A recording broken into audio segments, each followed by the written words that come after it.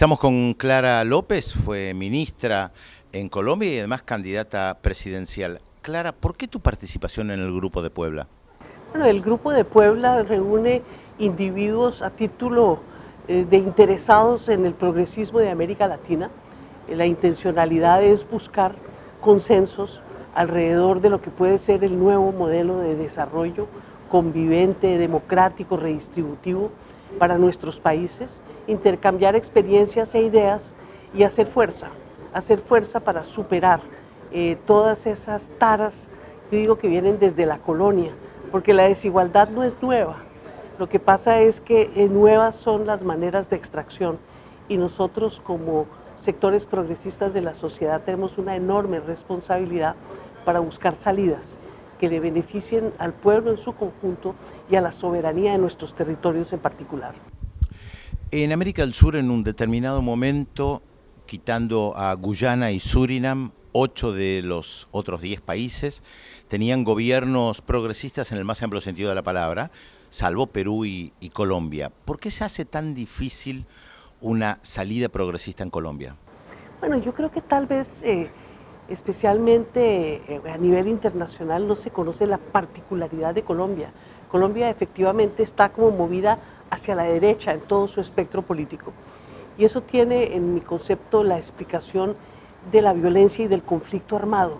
En Colombia tuvimos un conflicto armado de 50 años que empezó como una rebelión en contra del Estado, se transformó en la época de Bush en la guerra contra el narcotráfico, del segundo Bush contra el terrorismo, y hemos estado todas estas últimas 2 generaciones enmarcadas dentro de esos conceptos de el enemigo interno de la Guerra Fría.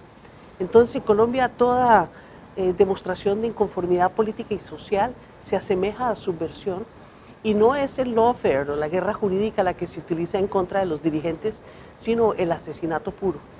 En Colombia hubo en los años 80 un partido político que surgió de un proceso de paz, la Unión Patriótica, que fue físicamente eliminado. Más de 5.000 de sus dirigentes fueron asesinados, tanto que uno en esa época decía, bueno, ¿y qué es lo que está pasando? Cada tercer día íbamos a un entierro. Eso está empezando otra vez a pasar con las muertes de los líderes sociales.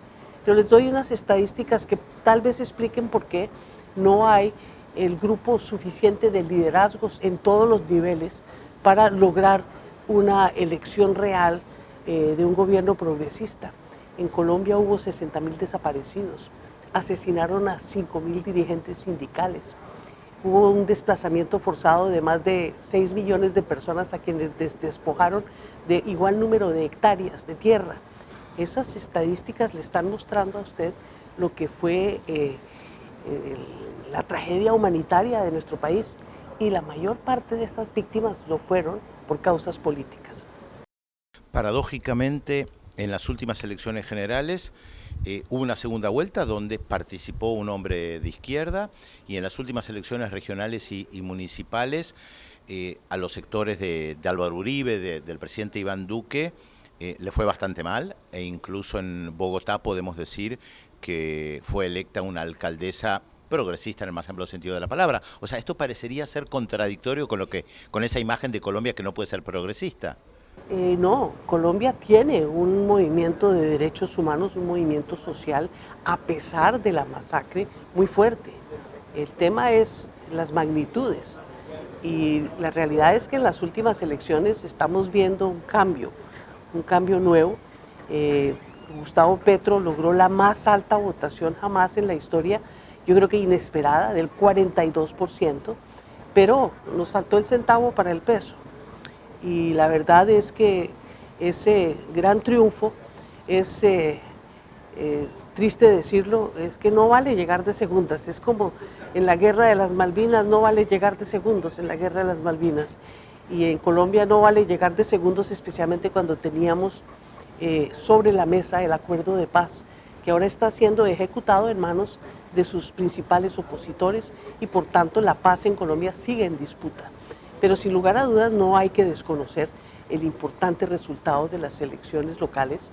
Se eligió alcaldesa en Bogotá y alcaldes alternativos en por lo menos 8 o 9 ciudades más. ciudades que representan fácilmente el 30 o el 40% de la población del país, que no es de poca monta. Eso es lo positivo. Hay que tener el contexto. No pertenecen a un mismo proyecto político. Yo creo que no se conocen siquiera entre sí, no nos conocemos. Es un proceso que se tiene que iniciar de agrupamiento, de comparación de notas, de búsqueda de acuerdos, porque sin lugar a dudas hay una fuerza electoral importantísima que habrá que articular si queremos rescatar el proceso de paz y convertirnos en gobierno en la próxima elección presidencial, que es lo que aspiramos todos los progresistas de Colombia.